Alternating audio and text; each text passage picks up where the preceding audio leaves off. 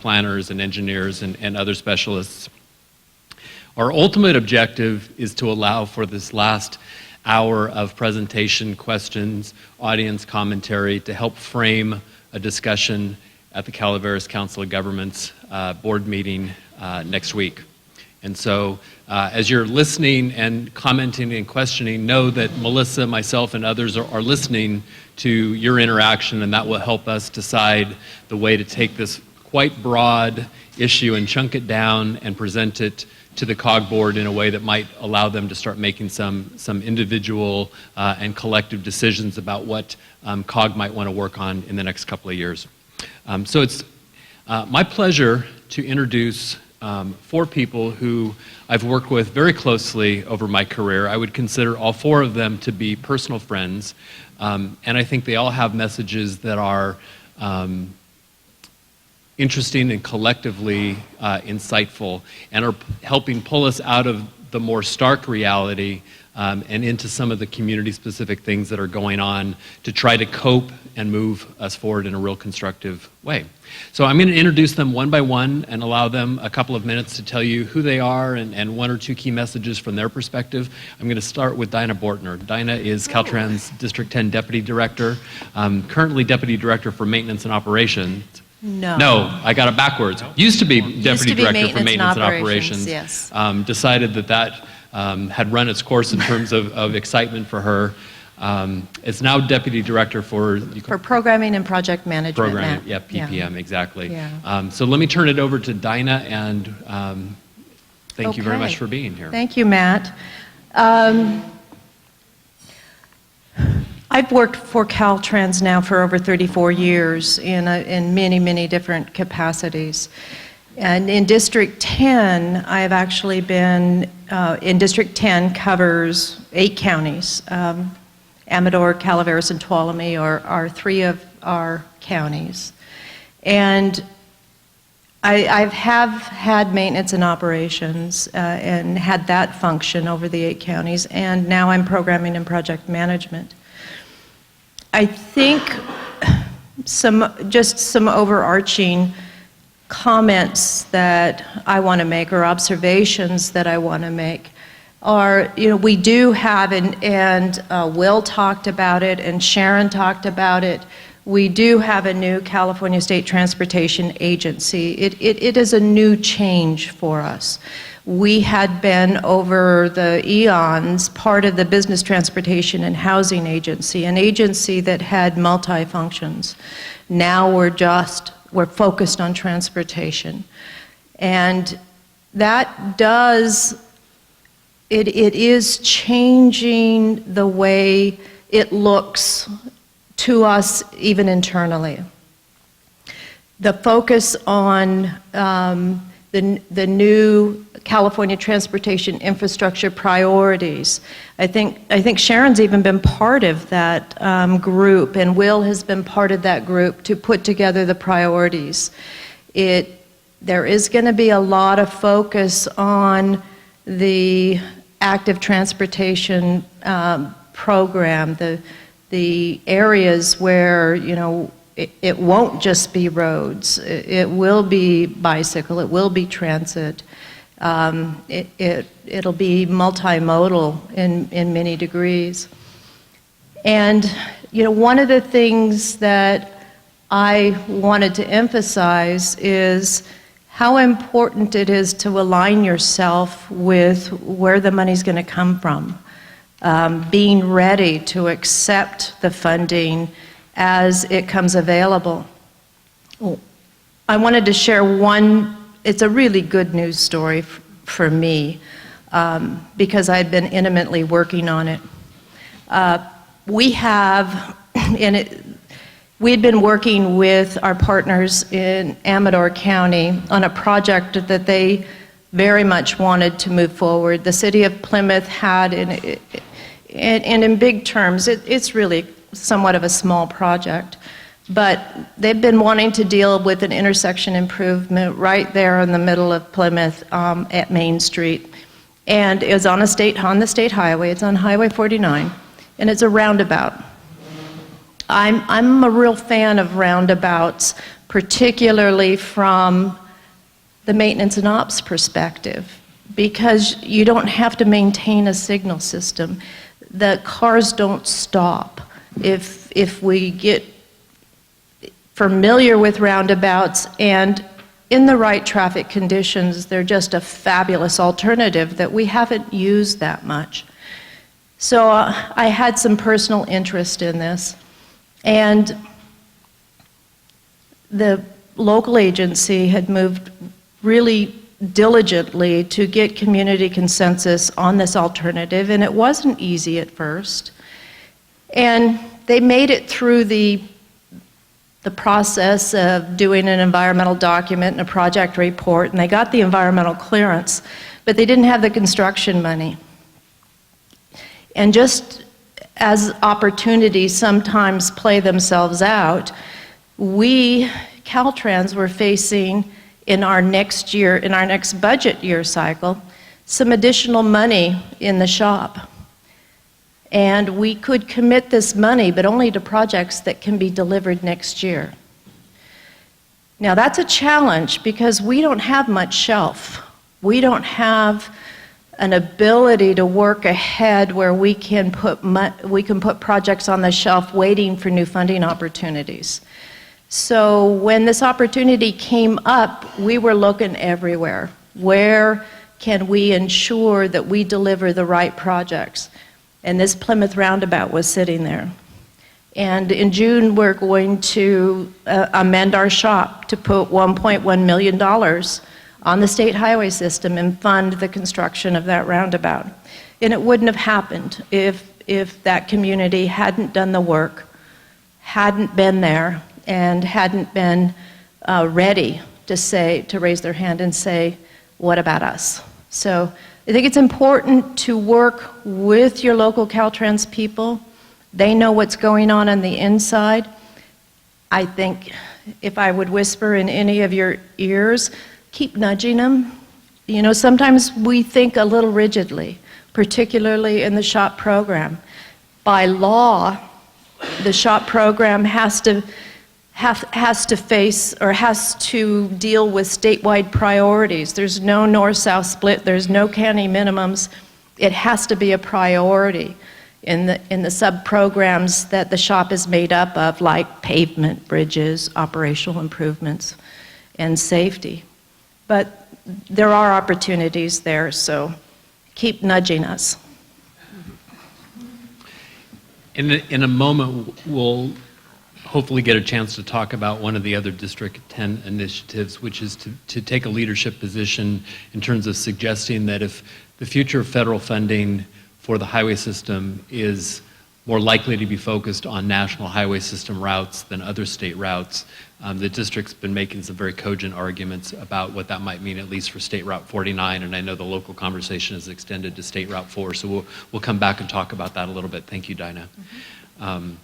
The next person I'd like to introduce is somebody who really haven't seen for 19 years, a whole heck of a lot, but he and I used to work together quite a bit. Darren Grossi is now the Executive Director of the Tuolumne County Planning Council? Transportation Council. Transportation Council, apologize. He has some very interesting ways of looking at the world. The eternal optimist, talking both about some of the land use opportunities in the Tuolumne County area and some of their particular infrastructure improvements tied to economic development. And I'd turn it over to Darren Grossi. Thank you, Matt. Matt and I started together about early to mid-90s working on the Yosemite Area Regional Transportation System, and we became a county opposed to that project, but here we are many years later. We're actually a big fan of YARTS, and we have Yosemite Area Regional Transportation System in our county. So it's been a big change for us, and things have indeed changed. I've been in the business for 28 years, started at 19 years old for the City of Ontario. Been working for Tuolumne County in Tuolumne County for the last 20 years plus. And about 4 years ago, we separated out as a separate council of governments. We are two different agencies. We're the Tuolumne County Transportation Council, the RTPA for the region, and then Tuolumne County Transit Agency. Same board, same staff, different hats. In the first 15 years in Tuolumne County, we were very focused on growth. Our regional transportation plan was focused on accommodating what the state said would be a population of 96,000 by 2015. It's 2014, we're at about 53, 54,000. In fact, we've seen population decline for the last couple of years. When things were going good, we were bringing in enough revenue through our traffic impact fee program. We've accumulated $11 million. I'll tell you a little bit about how we're spending that here in a minute. We used over $7 million in local funds to increase capacity on the state highway system, which leveraged over $120 million in STIP funds. So we were very successful in that arena. But even when times were good in 2006, 2007, we had some underlying trends that were going on that people talked about today. We saw our seniors leaving because of healthcare issues, and we saw our brightest youth leaving. In fact, I can speak to that too. I have 2 college kids. They've left. They don't plan on coming back. So as we moved into 2008, the economy crashed. We went into the recession. It gave us a chance to kind of reassess where we're at and where we're going. And we heard very clearly from our Realtors Association that seniors are moving out because they move up when they're in their 50s or early 60s with cash coming out of the Bay Area. They buy that, or they build the 3,500 square foot home on 2 to 5 acres. They live there for a number of years until their health starts to decline. And then they look around and they didn't have the housing products that they wanted to move to. They wanted a smaller lot, smaller house, near town, close to the medical facilities. It really didn't exist except for homes that were 30, 40 years old, and frankly, people didn't want to take on that burden when they're in their 70s. So they're leaving. The same is true for our youth. You know, the jobs weren't there. But we did see some trends where we had people moving up from the Bay Area because it's where they always recreated. And they'd buy that beautiful home on 5 acres, and they get a little bit bored. And after a couple years, maybe they're still got their connections to the tech industry. They start working in their garage on some new invention. Before they know it, they got a nice product that's marketable. A few years later, they got 20, 30, 40, 50 employees. We've got several of those small tech startups in our county. So we did get funding through the Blueprint grants to look at our housing. We found that we had 98% of our housing had been built in the previous 10 years was single-family homes on large lot. No surprise. The people that want small lots couldn't find them. So we went through a very onerous process with a lot of groups, and we identified that we did have high-density residential, just not in the right places. They were in kind of strange places, not near town, not near services. So we corrected those things in our Blueprint. We also looked at, we saw the trends for funding were related to carbon emissions reductions.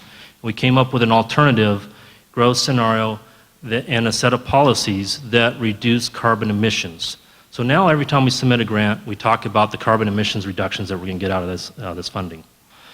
We're updating our general plan to be consistent with the distinctive growth scenario. We're locating let me back up and say, we don't want to take away the business from the builders in our community that build those 3,500 square foot little McMansions on the countryside. We just want to open up the opportunity for other housing products to keep the people here.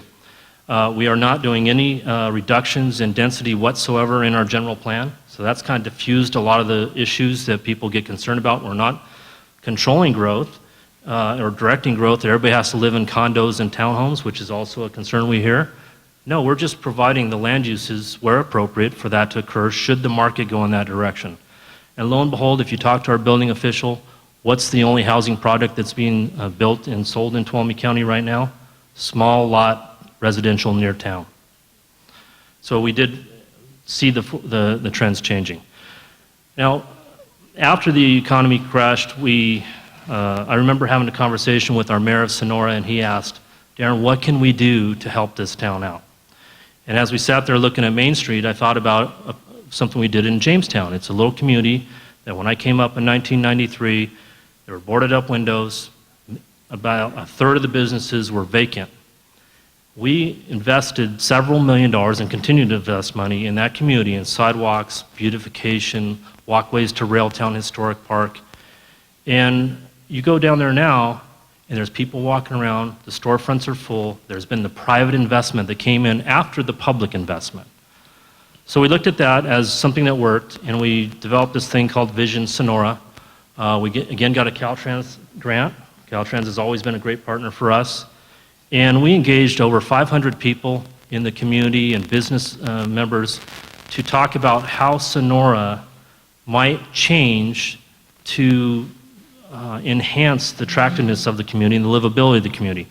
Not surprisingly, they identified walkway improvements, beautification improvements, and transit improvements in a trail system. So we've began the process of investing in what we call quality of life projects. We've recently invested air quality funds in walkway improvements by the Red Church, about $1.9 million in investments to do a transit facility right near downtown.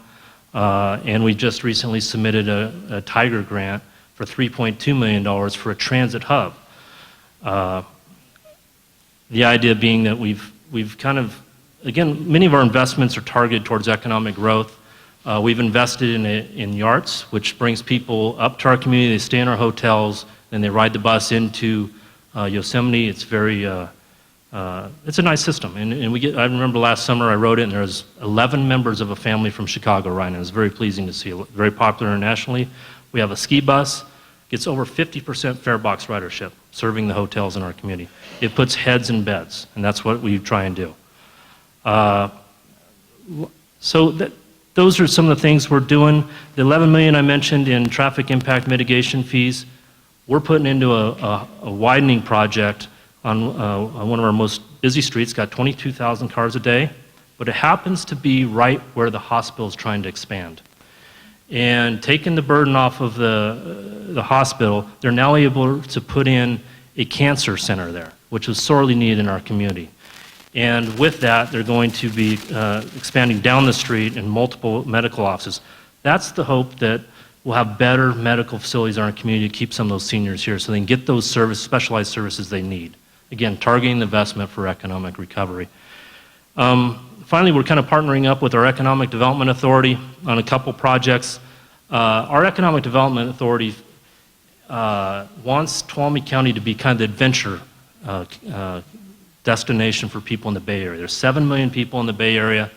We would like them to come up, ski, use our lakes, mountain bike, have a great time, and then come back and keep coming back. And then maybe one day locate there, invest in our community.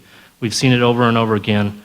That's why we're investing on a project called Dragoon Gulch. It's about a 100-acre trail system right next to downtown. It's a place where all the visitors that stay in our hotels can go walk the trails, see the beautiful scenery.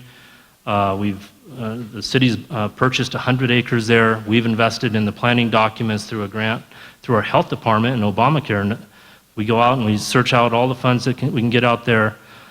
We funded the environmental documents, now pretty much a shovel-ready project, and we're going after some active transportation funds. Likewise, we're working with the Forest Service as part of recovery for the Rim Fire, which was devastating to our economy over the summer, on a 500-acre area it's just going to be a mountain biking mecca next to our little town called Groveland. These are great projects, and so you have to understand that you always have the maintenance needs. They're going to be there. We channel every last dollar we can into that. But all the fun money, the new money, the greenhouse gas emissions reductions money, the active transportation, you've got to set yourself up for that. And you just have to understand that we're a red county in a blue state, and you need to change your perspective a little bit and figure out how you can build your own economy in ways that Sacramento wants to see it done. So that's pretty much our story, and it's been fun. I appreciate that, and we're going to get into some cross-cutting issues, but just to start building that momentum. So Diana talked about aligning the federal requirements with the state's way of looking at things, and then down to the local level, even though we're not quite sure exactly what the federal process is going to look like. Caltrans is certainly in a process of reinvention, but essentially, Darren, you're saying you guys are all in and taking that leap of faith and starting with what you're being asked to do and figuring out ways to leverage that for the better of your community. Yeah, and with the population reductions that we've seen and now the growth projections so much lower, our RTP and our next update, which is ongoing, is going to take on a whole different perspective. Instead of chasing those big highway capacity increasing projects, we're going to focus on existing deficiencies and livability in our communities. Right. I'd next like to introduce maybe my newest really good friend on the panel, but somebody I've known for a while. Wendy Thomas from the Placerville City Council is a phenomenal person. And if she doesn't quite share her background to give you context for what she's going to talk about, I'll interject. But tell them a little bit about your family history, who you are, some of the things that you're involved with in Placerville, and I think you'll be very impressive. Well, thank you, Matt, and thanks for having me here today. I come from a slightly different perspective on this issue. I'm a community member. I was elected to the Placerville City Council 4 years ago. I'm passionate about my community, as I'm sure all the residents of these rural counties are, as you are. My family, talk about transportation, they came across the plains in covered wagons and settled in Placerville in 1850, and my family has been there ever since. So I am deeply rooted and connected to the issues in our county and care about it. In looking at the realities that were so harsh this morning, I think one of the most important things we can do as a jurisdiction is not be afraid to look at what is. And we certainly did that this morning. In Placerville, what is that currently we have a $17 million deficit as far as the paving in our roads, local roads. That's a huge burden to a population of 10,000 and 6 square mile area. $17 million there's certainly not that in our general fund. As we heard this morning, federal funding is diminishing, and 53%, I think about 53% of our local roads have absolutely no funding source right now. And so as we've been looking at that the last couple of years, the demand is for us to think even more creatively. Because what used to work for all of us no longer works. Those answers and those funding sources are not there. So that challenges us all to think outside the box and get creative. And to me, transportation is not just a road issue. As Darren pointed out, transportation is very much a community issue. And my suggestion is that we think about it from a more holistic standpoint. My conservative background, tells me that we can't tax ourselves into prosperity, and yet we can't be afraid of solutions that seem to be at our disposal. The other thing is, as Matt put on my slide, you see a barn there, and that's a really interesting concept, this idea of a barn raising. I think one of the biggest assets we all have in our jurisdictions is our community, and that's the people that live and work and have chosen to be passionate about our cities and our counties. We often overlook them in our dialogue. They can help us solve this problem. In Placerville for the last couple of years, we've challenged ourselves to look at what is this barn that we need raising? What is perhaps a catalyst that you have in your community that you can leverage to gain community support? A small example is our Main Street. For those of you who have driven on downtown Main Street, it's abominable. And I think its pavement is rated about between a 35 and a 40%, which means that our pavement has failed on our Main Street. It has been for years and years and years. And there's been no money to fix it. And I mean, heaven forbid if you're a lady going to one of our fabulous restaurants in heels. I mean, you're going to twist your ankle. It's really bad. And so we had a funny little thing happened to us last year. As Dinah was talking about happy coincidences, we won a contest, and it was a national contest called Main Street Matters. And Benjamin Moore selected 20 cities in all of the United States and Canada have their downtown repainted. And it was chosen by popular vote. We had gotten word that we were a finalist in this, and it was up to us to get the community to rally around that. And we saw that as an opportunity to get our community engaged in improving our downtown district and garnering support for our city. And so we, beefed up the social media and got the word out, and we were shameless asking people to vote in this 2-week window, and we won. So with that opportunity, there was also a potential for a real failure, because we realized that it was going to be very limited, and people's expectations were very high on what this was going to do, and we realized that the reality of it was probably pretty small. And Matt Boyer came on board last year with us and has volunteered to be the local community project manager, has done a phenomenal job for us.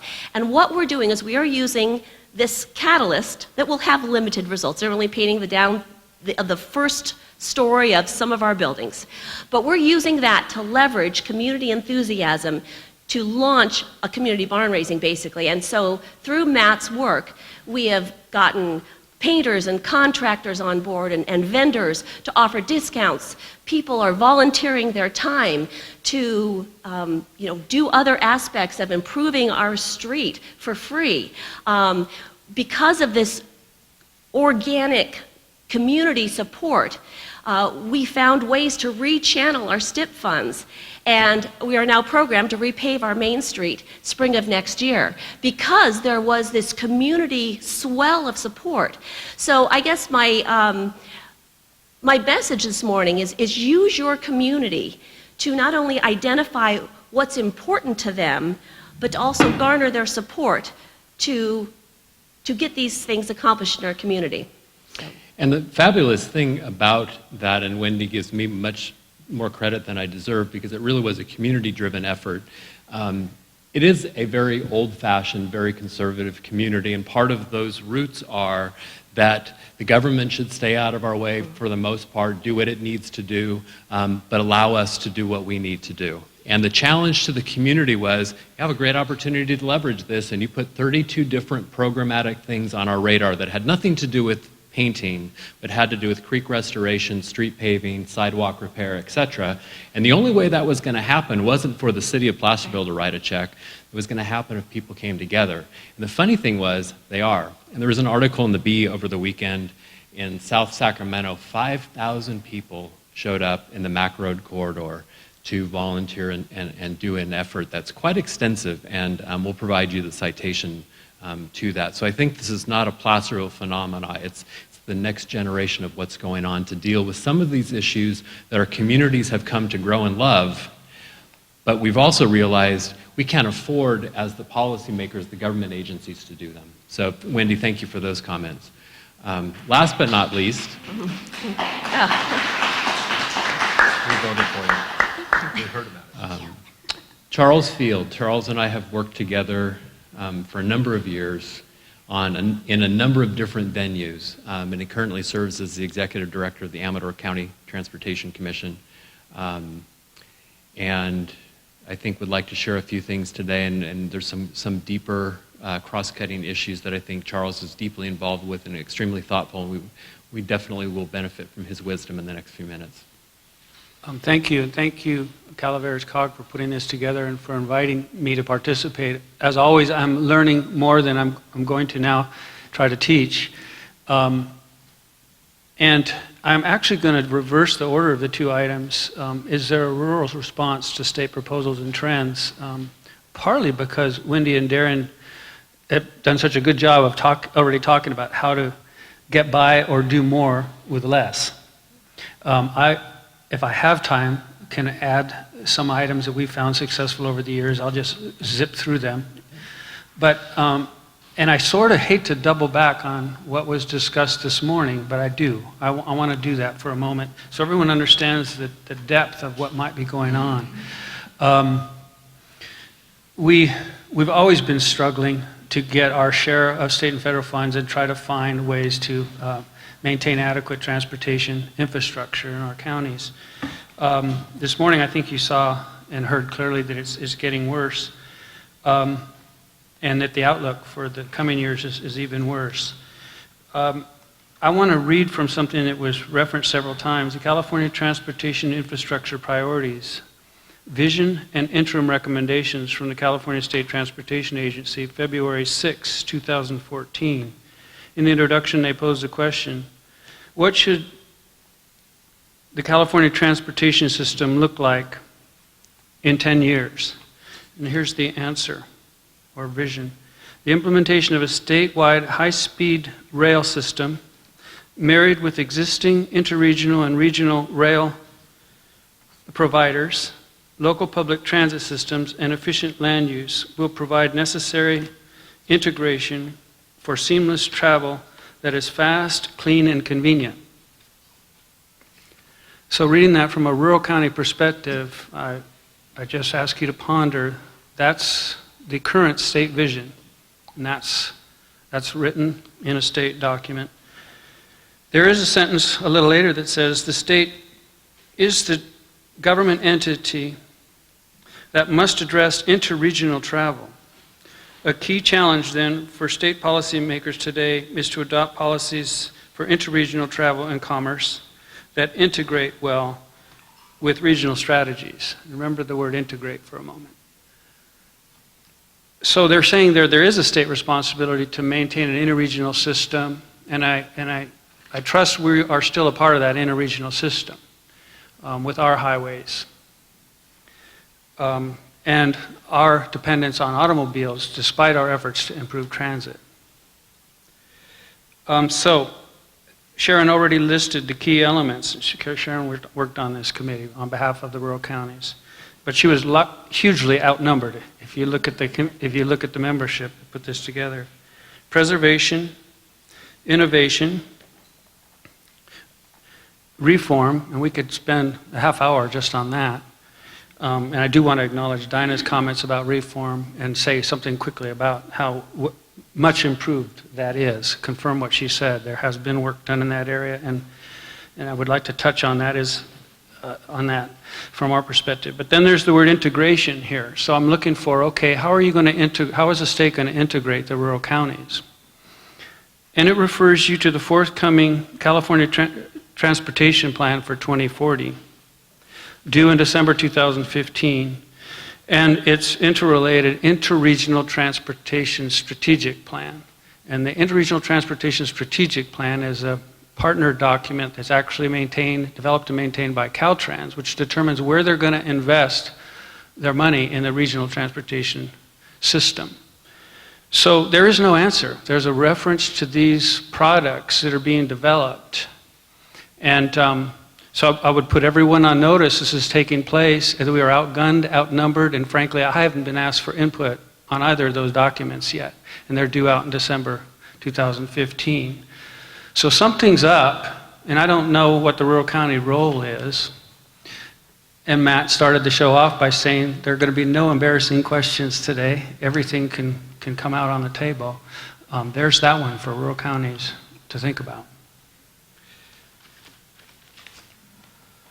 And I think there's some urgency to it. I think there is as well. Is there a rural response? Some ideas have been talked about today. Flat out opposition to the state's movement. Darren sort of covered that. That's probably just going to make it worse for us. Wendy to some degree as well. Continue participation or increase our level of participation at the state level. Sharon brought this up. There's the Rural County Task Force, there's RCRC, there's others. I would actually toss out, I was thinking as I heard that this morning, that maybe we want to work harder to find a rural county and fund a rural county advocate and form another association or a group from the associations that exist to be more aggressive over the next 6 to 9 months, I dare say. So thinking about that. Other things that we could do at the local level, just to add to what Darren and Wendy talked about, that based on our experience in Amador, our ongoing experiences and what I'm learning today. Form partnerships, we've talked about that.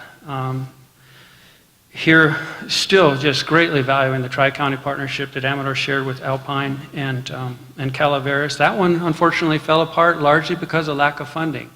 I mean, we funded $120 million worth of 5 state highway projects in 12 years. That's phenomenal anywhere in the state, let alone for 3 rural counties. But those days, I think, are gone. If you looked at this morning, you studied this morning's show and what I just read, I don't think that's going to happen again, and it's part of why the second extension of the Tri-County Partnership couldn't hold together. But I've got to credit Melissa and those in Calaveras County, as well as my own county and Alpine, for wanting to, for always wanted to keep it alive, and we're going to find a way to bring it back.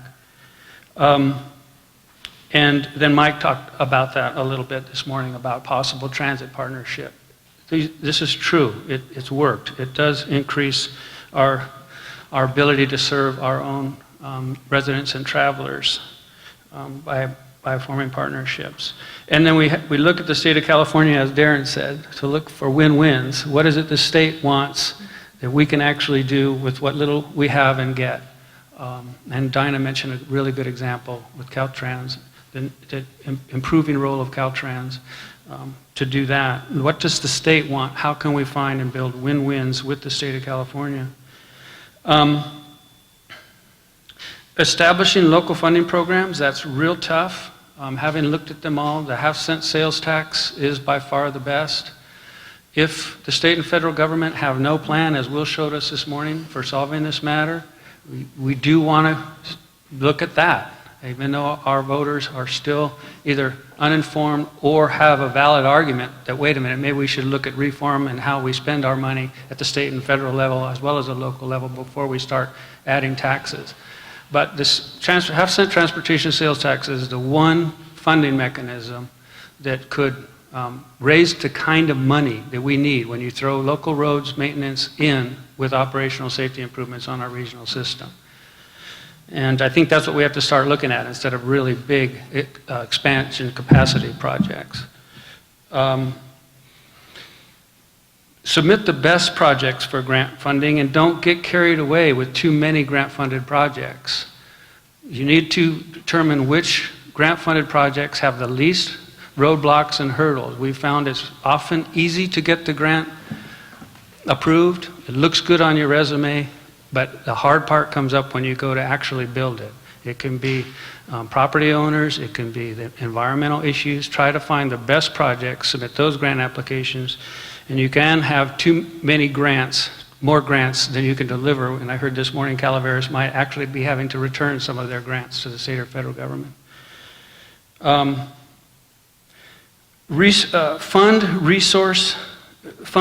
resources for expedited delivery.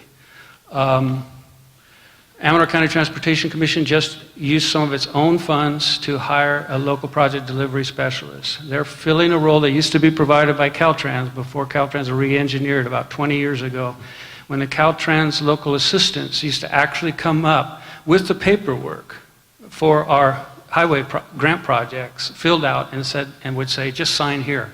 We'll take care of the rest. They had severe cuts in that division of Caltrans twice over the last 20 years. Our public works directors, public works staffs have become so fed up with the amount of paperwork and requirements that take place. That's a major reason why our projects are stalled. Consider funding your own local project delivery specialists who will focus on nothing but clearing the red tape. And working with Caltrans and other federal regulation agencies to get your projects through. Reduce expectations about size and cost. I was just talking to Darren earlier, and as I mentioned, I think that the days of the big bypass projects are gone. We're having to recalibrate our regional transportation plan as well. It has a lot more smaller projects. We've had to let the big ones go.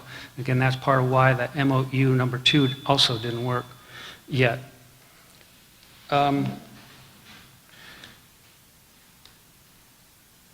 Then take advantage of the transportation funding that is coming forth. For instance, there's a lot of air quality money, a lot of transit capital money. The big problem in transit, especially if we're supposed to participate in the statewide effort to move towards transit, is in operations. We were able to get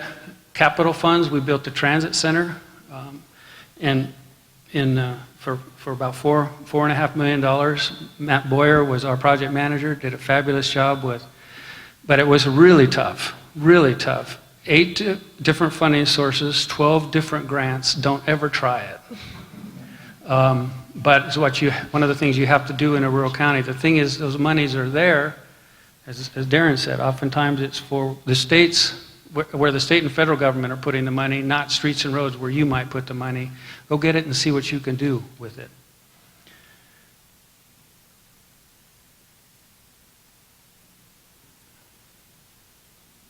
And then we must also, along with Caltrans, show how we're using the funds that are given to us most efficient and effective in its use. Especially if you're going to do something like a half-cent sales tax measure. You've got to prove to your public that you're responsible with the money you've got. And then I believe we all need to do in our rural counties a better job of infrastructure planning. Plan for your road system, your reduced level of expectations, what you really need to fund, and put those funding programs in there. Another thing for a half-cent sales tax measure is you have to show the public that what new growth is still coming, and it is still coming. I think right now we're in a current dip in this recession, and it won't go back to the levels that we were experiencing in the last decade, that they are also contributing their share, their fair share to the infrastructure, as well as the fact that you're being responsible with the funding that you do have. So last but not least, then I would finish up with saying half-cent sales tax measure or other funds that you have, however small amounts they are, part of your infrastructure planning, or part of what you should look at these days is how to take the little bit you get to leverage more. There are 2 things about that. One is get your projects shelf ready, get them through the environmental phases using the little bit of funds that you have. If you have a local project delivery specialist working with your public works agencies to get them through the environmental phase, to get them through the design phase, to try to find out where you have willing sellers versus property owners who are opposed. Also try to collect some local funds for those, because what's happened is we've gone to Caltrans numerous times, and part of the reason Dinah and I have become close is working together on this for a number of years. They will say they're just much more ready to provide some state matching funds or for some state funds, and the Plymouth Roundabout is a good example, but there are actually several going on in Amador County right now, where A, we got the project ready with our own funds, and B, we had some matching funds either to do that or to match the capital funds we were actually in Caltrans for. It's been really hard, almost impossible, if we didn't have those 2 elements. But once you fund those 2 elements, it's a lot easier to get state or federal participating funds and then actually build it. Thank you. Thank you, Charles. So let me take advantage of this brain trust that we have to ask a couple of questions where you might want to go into it a little bit deeper or slightly different direction.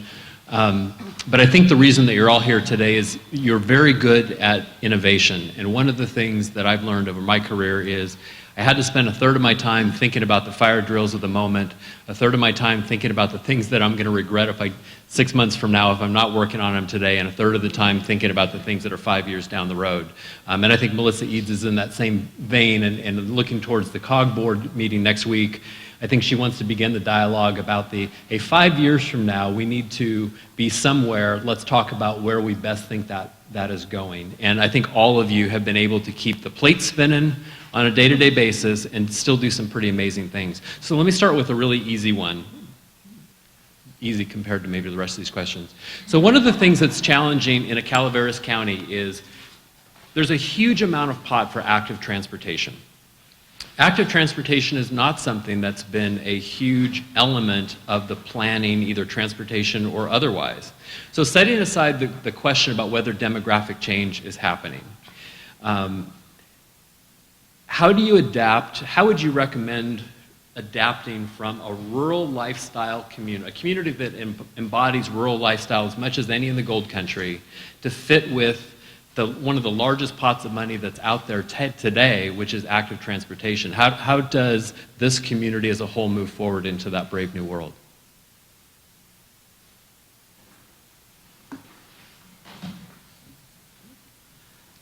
Apparently Darren has been nominated by the rest of the panel to answer that question.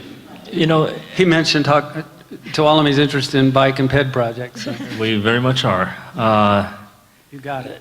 Learn from one of the mistakes we made over the years is, you know, when there used to be a T program, you know, we put a little bit of walkway project in this community, a little bit in that community, a little bit in this community. We made all of our board members happy because geographically everybody's representative. But really it didn't amount to anything. And so we really now look for that big project that is going to have an economic benefit. And when that economic benefit occurs, it occurs and benefits the whole community for the most part. And so I'd encourage you to look at things that way. You have a great asset in the Rim Trail. We actually we'd love to kind of claim that as one of our own in our myriad of mountain biking trails around that we want to advocate and let the Bay Area discover. So maybe linkages with that back towards towns and communities so the communities can use that Rim Trail as well as people can come right down to businesses and get great dining experiences and whatnot. That'd be my encouragement. And so we made the same mistake with me as staff in Merced County and even early in El Dorado County, which was try to figure out what these new funding programs were, try to find the best pre-existing project and rebrand it to fit that funding program. But it sounds to me like that's where you were, and today you're really starting with a completely different mindset. And is that mindset rooted in just different performance measures? How did you make that change in project identification? Or is it that simple? It comes from our need to develop our local economy and make it stronger. Trying to build that brand in Tuolumne County as being the adventure county for people in the Bay Area to come up and visit, and then one day maybe relocate to and maybe even locate a business there. So it's really the need for economic benefit made us recalibrate what we're doing, and healthy lifestyles. Right. You know. So active transportation encourages us to look at healthy lifestyles and some of those performance measures and outcomes. And I'm assuming that in the years to come, you may start to blend those in with the traditional transportation performance measures? Absolutely. All of our projects that have a recreational dynamic to them, well, not all of them, but almost all of them, have a specific transportation benefit built into it. Like our Dragoon Gulch trail system, it's going to be 10 miles of trail, but specifically right through the middle of it is a trail that links a neighborhood with Sonora High School. I also would encourage people to work with your public health officer. We have Dr. Stolp over there. He's a great spokesman. He helped us access some of the Affordable Care Act dollars to plan the Dragoon Gulch project. He's also a great champion of projects. We put him out a Walk with a Doc program. We advertise all the time. He walks the trail with people, answers different questions in the community. But then it gives them a chance, and us a chance, to kind of talk about some of the other good things we're doing and get that community support. So let's use that as a segue to talk about performance measures. I think in a transportation planning world, we have the traditional performance measures. I know there's a number of land use planner folks in the audience, including my old colleague Peter Maurer. So the way that we traditionally identified our land uses and our land uses drove our transportation decisions is we're in the process of having that be turned upside down. One of the big performance measures that's always been critical to transportation is those related to traffic congestion and levels of service. And we're moving towards multimodal levels of service, which is somehow trying to calculate not just the mobility for cars, sort of the capacity of the roadway in simple algebraic terms, the number of vehicles divided by the roadway capacity. And part of the philosophical change, at least in the urban areas, that I don't know necessarily translates to the rural areas, is this idea that traffic congestion is good. Because in the old school ways, we would say in the urban areas, we think level of service D is an optimal, and in rural areas, a level of service C is optimal. And those are both relatively good flow rates of traffic compared to what we see in Sacramento. So how would given that it looks like the policy trend is supporting congestion might be a sign of economic vitality and those performance measures, and not necessarily all evil, we're still in a rural community, and our identity is rooted in our ability to be mobile and free and whatnot. And how do we see the future of performance measures playing out? Okay, yeah, that was on my list for, is there a rural response, but I didn't want to take too much time, which I did anyway. There's Senate Bill 743, Steinberg, which is being implemented by the State Office of Planning and Research, which is shifting from level of service as our primary determination if a traffic impact is significant or not for EIRs and environmental studies, to vehicle miles traveled and other factors. And if you read that, it looks like Matt just said, they're going to say congestion's okay. Well, the rural person reading it, I think, at least my reaction was, this doesn't really fit rural counties. And, Sharon alluded earlier to one of the rural county task force positions being maintain effective interregional travel between rural counties and their urban areas. And that we're having an issue, she didn't mention Highway 16, but Highway 16 is our highway from Amador County to and through Sacramento for nearly 2,000 commuters a day going down, and as well as those wanting to get to the airport or San Francisco via 80 or Reading via 5. Caltrans District 3 has planned to relinquish all of Highway 16 to the Amador County line, to Sacramento County. We're in District 10. We knew nothing about it until last year, February. And it's been an uphill battle trying to get that turned around. In fact, we're losing that battle. So is Highway 16 an indicator of where the state is going with this? Which ties to earlier things I was saying. There's something going on in Sacramento. We better find out what it is and get involved before it's too late. And I want to come But back to back to CEQA.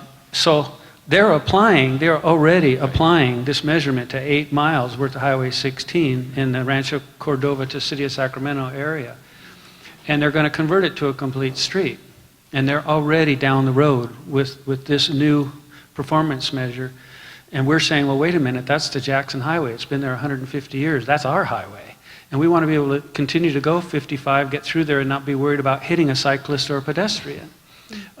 It is our Highway 50, if you will. So is there going to be a trunk system? So it affects two things. One is we still need level of service as an indicator up here.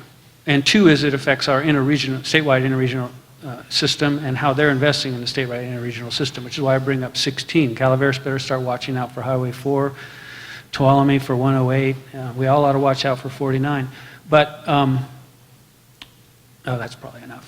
So I'm going to come back to relinquishment. I thought I would bring out one other topic to help really make relinquishment 360-degree conversation. So District 10 has taken the leadership, a leadership role in recognizing that MAP 21 revisited the national highway system. And instead of saying the national highway system can only be so many tens of thousands of miles nationwide, it can now be larger than that. And the district's position, as I understand it, is that in the trend for the future is that the national highway system is going to be the game in town when it comes to money. And therefore, we should really be looking at what California routes are designated in the national highway system. And we really haven't had that opportunity because there was this national cap. And so in that vein, District 10, I think, has been recommending or suggesting that jurisdictions look at State Route 49 as maybe something that should have been in the national highway system but fell off the table during the original designation. And then the local conversation has extended that to State Route 4. And I'm just kind of curious if the panel wanted to talk about the good, bad, or indifference of that idea, because I think a lot of folks here would benefit from your perspectives. I think we're all learning about what it would mean to have Highway 49 go into the national highway system. And Melissa and John Gedney are actually taking the lead on that. I think right now the indicators are that it would be a positive move in regard to everything that's going on. And I think Calaveras is also then looking at asking that Highway 4 become part of the national highway system, which also then may have an effect on what I just discussed. Amador wants Highway 16 then in the national highway system, but Caltrans has responded that we cannot dominate Highway 16 in Sacramento County. Right. And that's where the action is. And they've already made the move to relinquish it. Right. You might remember, though, the Interregional Transportation Strategic Plan, which I just mentioned is going to go along with the California Statewide Transportation Plan update, and it sets forth high-emphasis routes and focus routes out of the interregional system. The question is, is there going to be legislation? It takes legislation to remove some routes from the interregional route system. Right now, Calaveras and Amador are 2 of only 3 counties in the state that do not have a focus route. Therefore, the ITSP that was adopted more than 10 years ago and is due for an update suggests that's where the state's investment's going to be, and we're out of luck.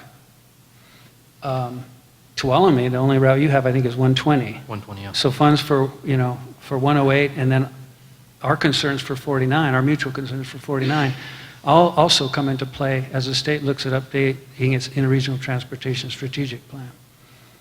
And I think one thing that deserves saying, I've done enough research over my whole career, but focused in the last couple of weeks, that I've come to personally believe there is no specific grand state or federal strategy, but by looking at all of the think tanks and all of the policy positions that are coming out from officials, I think regardless of which side of the aisle or what color state they come from, I think everybody is struggling with the issues that we identified this morning. So I'm not sure there's a hidden strategy as much as there is people moving forward. But you're raising some good points. I think it's interesting that with the revenue picture being as stark as it is, it does lead to the question, which I'll just leave hanging and we can talk about relinquishment, as to whether or not those route designations really will have any meaning. Because if there's not funding behind them, they become colors on a map, but not necessarily relevant in terms of being able to attract money so that that money could be spent. So to talk about relinquishment at the statewide level, and this is both a rural and a urban issue, there's a very interesting dialogue that's happening. One has to do with route designations, and it's the NHS and the others that you talked about, Charles, and the other is route relinquishment. And the underlying issue that jurisdictions are struggling with is this is particularly true in either rural areas or areas like eastern Sacramento County, where the highway is essentially a local road. It provides both regional traffic and it provides for local circulation. And some people are saying, we don't believe the investment we're going to be able to get in these roads is significant enough to warrant the restrictions or the headaches. And therefore, the easiest thing for us to do is to seek relinquishment, at least for portions of roadways. And in the old days, you might be able to work with Caltrans, as many of you have done, to build a bypass, and as part of the bypass, there'd be access control, and Caltrans would be guaranteed that they wouldn't have to deal with these headaches in the long term, and you could relinquish a look. Those days seem like they've kind of come and gone. So some jurisdictions are saying relinquishment without a bypass still looks like that's our best avenue to success. But the other one says, in order to compete, we really need to look at adding our routes to the NHS, and those are about as diametrically opposed strategies as you could lay out. And so that could just be a pregnant rhetorical question, or it could be one that you might offer some insight to. Again, I know that is, both issues are topical in Calaveras County and will be topical in all of your counties and in District 10 in the months to come. Very simple. We want the money, but not the headaches that go with it. So I guess in a way, I don't look at relinquishment as necessarily a bad thing, but it needs to be a fair thing. And right now, the way relinquishment is set up, it is not a fair thing at all. I can't speak. Our issues are a little bit different than Charles's issues, whereas relinquishment in a different county affects you so significantly. But when Caltrans relinquishes a highway back to the local jurisdiction, they only have to bring it up to a state of good repair. Whereas if you're trying to move a local roadway into the state highway, it has to be built to full standards. It's just not a fair situation there. And when you look at the dollars that we receive per lane mile versus what the state gets, it says leave it a state highway. But I think we can do a more cost-effective job if we had those same dollars. But you just can't. Right now, the law doesn't support that. So. You want to keep it a state highway, frankly, so you can generate those dollars. But boy, we'd love to have a different set of circumstances to maybe bring it as a local highway. And I think that's a great answer. And I think historically it's been almost one or the other. And I think with all state, federal, local agencies struggling with the same issue, one of the things I just leave for contemplation another day is whether there's a different model that might be out there. That's a win-win, Yep. or less of a lose-lose. So Before I was on the city council, I didn't know anything of what was all discussed here today. I didn't know anything about it. I was a resident and a business owner in my local community, but I had no idea of the realities facing our cities and communities. So I think, number one, start educating your community, because once they understand what you know, they will come to care about it and they will want to be part of that solution. What that has translated for us is 4 years ago I started a neighborhood chat program where quarterly we have an open meeting with the community, with the city council. It's a very casual, we're among them, we're in jeans, all city staff are there, and we just have a dialogue with the community that's free form about different topics. I also started a policy, it's a 2x2. Our cities and our counties weren't communicating. It was amazing. The city of Placerville is surrounded by El Dorado County, but we weren't talking to each other. So now monthly, 2 city council members, 2 board of supervisors, the county CAO and the city manager, we meet monthly. And we talk about all of these issues. And what we're starting to do with that is we're starting to collaborate on roadway projects. For example, the county, when they had perhaps a maintenance project, would go right to the city of Placerville. Well, the road continued through our city to the other side of the county. They'd stop, and then travel on our road to finish the county road. It's like, well, that's stupid. So, we're working at ways to cost share and collaborate with that. Once again, it boiled down to communication. And building that trust with our community through the local government and the community, not only do we have a more educated public, but they're coming to trust us a little more, and they're coming to care more about the issues that are overwhelming to us. And Charles talked about a sales tax initiative. We're in the middle of that right now. And, with over 50% of our roads not having a funding source, we realized that we had to do something now. Right now we're in a $17 million deficit, and that's going to be much more in the years to come. And with the state of federal funding, we realized that it had to be up to us to change things. Don't like the idea of a sales tax, and yet, as the Beta Basin study showed, that Sharon showed you today, I was shocked to see that because we are a tourist location like you are, our tourist base swells by 70% during our tourist season. That's huge. So that means that our roads are impacted greatly by the people traveling into our cities and counties that aren't paying into our system. So it's fair that they share part of that cost to maintain the attractiveness that is drawing them to our county and your county. And by having this open dialogue with our community, we were able to bring this to the attention of our community. And with our recent polling that we undertook, we're showing about a 65 to 67% approval rating for a half-cent sales tax measure.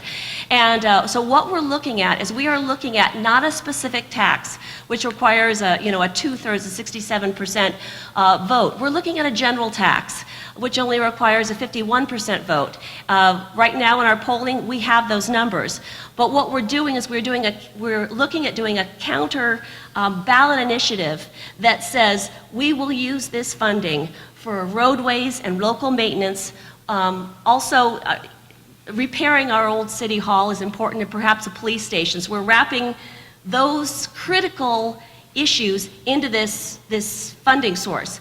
Now, the counter ballot initiative doesn't really have any legislative weight, but what it is it's a way for us to tell our community, this is our pledge to you, what we're going to use the money for. And if we fail on our promise to you, you can hold us accountable by saying, hey, in the ballot, you told us this is what you were going to do.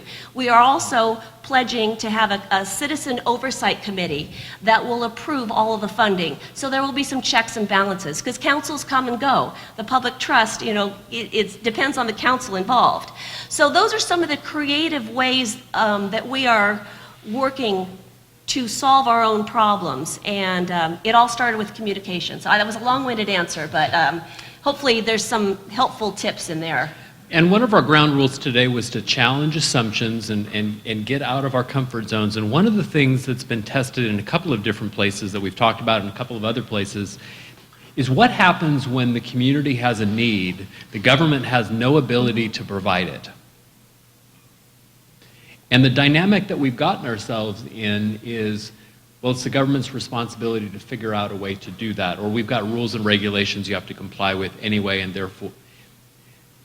But I would challenge you to look at on a case-by-case basis and look at small things that might be done by non-government organizations, but done with government oversight, and take small things and look for win-wins, and know that one of the things that government is inherently bad at is research and development, because we're all supposed to be good stewards of the public's dollars, and therefore you're not really supposed to experiment. But to some degree, you can have your cake and eat it too through pilot programs, and look for ways, whether it's bus shelters or other small things, landscape treatments that are adjacent to the state or local road rights-of-way, that might be done by communities, and you might find great willingness in them to do that. At least be open to that possibility. Other questions? And Melissa's got the microphone, so you pick. Mr. Moss. Yeah. Scott Moss with Alpine County. I have 2 questions for Dinah. One is that you gave an example of Plymouth having a shelf-ready project, and so you were able to put some funding that showed up unexpectedly and make that project work. And historically, funding does show up like that quite often. In fact, under the Active Transportation Program, there are some programs that will only fund construction, so you actually had to have them shelf-ready in order to get that funding. So is District 10 willing to work with the rural counties on trying to get some shelf-ready projects? And that's actually working outside the box so that we can be ready for that funding when it does show up. Scott, we're very interested in being creative and coming up with some creative solutions also. We do have some latitude. It's very small program in our minor program to allow some creative work. So it would be a case-by-case basis, but it certainly is something that I think it's important to keep the dialogue open, to listen in the case of Alpine County here, what is the picture that you're trying to make a reality? And we could compare it to what our needs are in the transportation system in Alpine County. Can we create a joint project? We do have some potential. It isn't like a program that there is written guidance on, that we have a funding cycle, that we go and ask for project nominations. It's nothing like that. There are these opportunities, we have latitude in some funding, and we have a potential to make things work. But it's so important on the dialogue. Okay, the second question. Alpine County is working on a wayfinding plan. It took us 2 years to get Caltrans to approve rural planning assistance funds to be used for a wayfinding plan, but we finally got that approval. And we're excited about this plan, and we are looking at changing the signage on the state highway system on how tourists read the signs and determine where they want to go and how to get there. Is District 10 willing to work with Alpine on changing the highway signage system? Oh, man. Put me on the spot. Wow. Certainly the answer to the question is we'd certainly be willing to work with you. Signing is something that I think historically Caltrans has been very hesitant to be creative on. And there's lots of good reasons why we have been that way in the consistency of signing for the motorist and attempting to not confuse people. However, the pendulum is really swinging towards using standards as a guidance and recording when we deviate from that guidance for good reasons. And so I think right now the climate is one of more, let's try to figure it out, and acceptance. So again, it's something that I would really encourage further communication on the specifics. Other questions? Excuse me.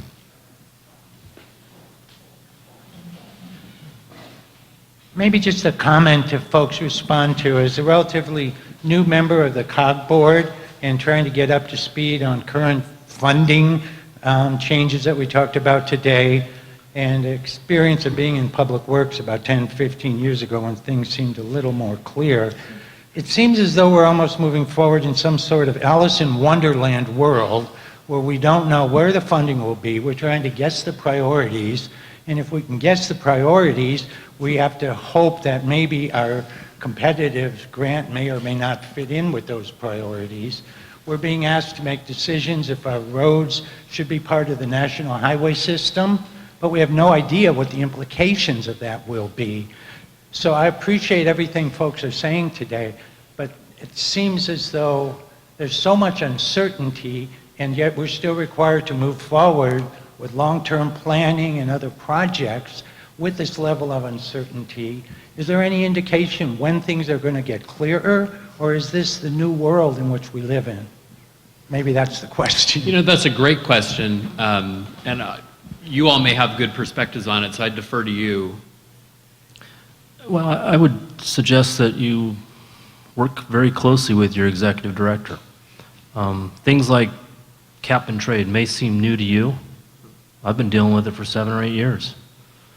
We've been going to conferences and watching the legislation go through. It's nothing new. Active transportation, been hearing about it for 3 or 4 years.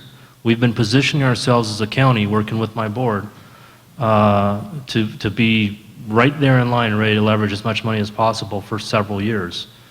Your executive director is paid to stay on top of these things and then educate you and get your county positioned. So nothing's a surprise. None of this should be a surprise at this point. It's all been around for a long time. The landscape continues to change, but your executive director is there watching it and anticipating the next move, and they're in the inner circles with Caltrans to learn what's coming a year, 2, 3, 4, 5 years down the line. Yeah, I think Darren is correct in terms of the funding programs as they exist today and what those requirements are. Those are definitely set.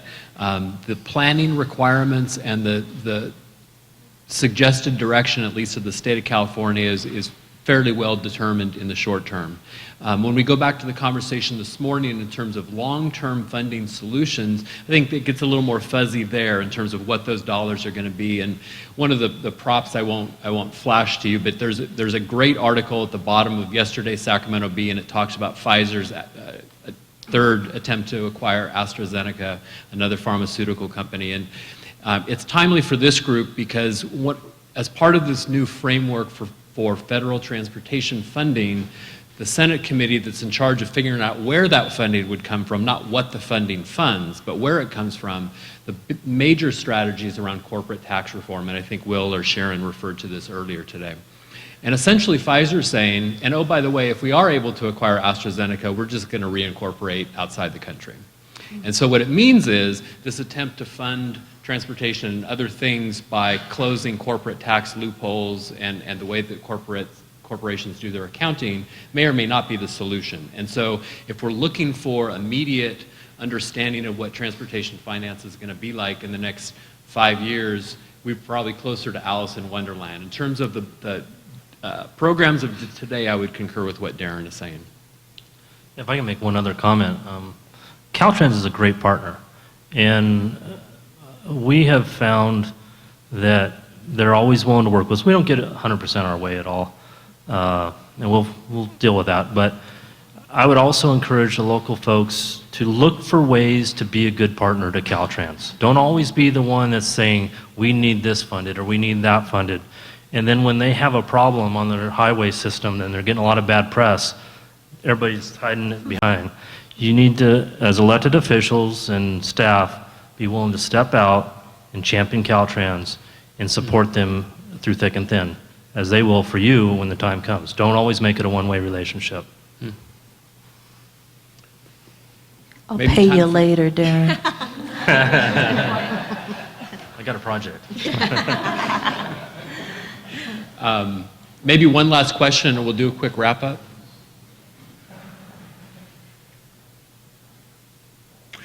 Well, we really appreciate the time and attendance today. I'll turn it back over to your very capable executive director. I had a chance to meet her before her first real day, and she's done a fabulous job, and I mean that sincerely. And yeah, round of applause. All right, well,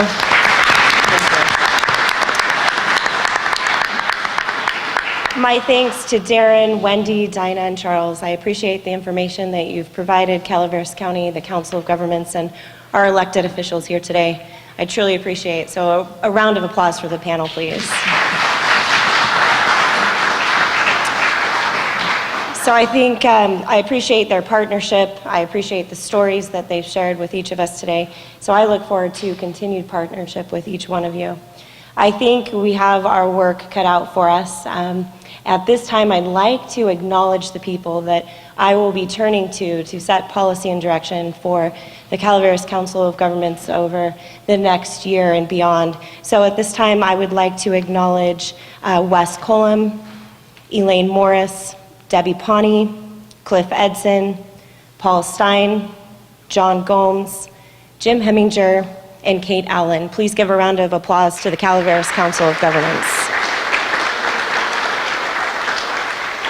As far as next steps, the Calaveras Council of Governments is a dynamic organization. So my task and challenge now is to the city and county. I ask you to know the roles and responsibilities of our organization, to know the opportunity based on the information that's been presented to you by our partners and other agencies, and the information that we've shared, and to think about how we can partner and how we can work together with the city and county to meet the goals, the values, and the vision of your community. And the discussion won't stop here. We'll be back with the Council of Governments in May, and we'll be doing some strategic planning, some goal setting with the Calaveras Council of Governments to see how we can move Calaveras County and start planning our transportation future. So my thanks to all of you. I hope you have a good afternoon, and we'll see you in May.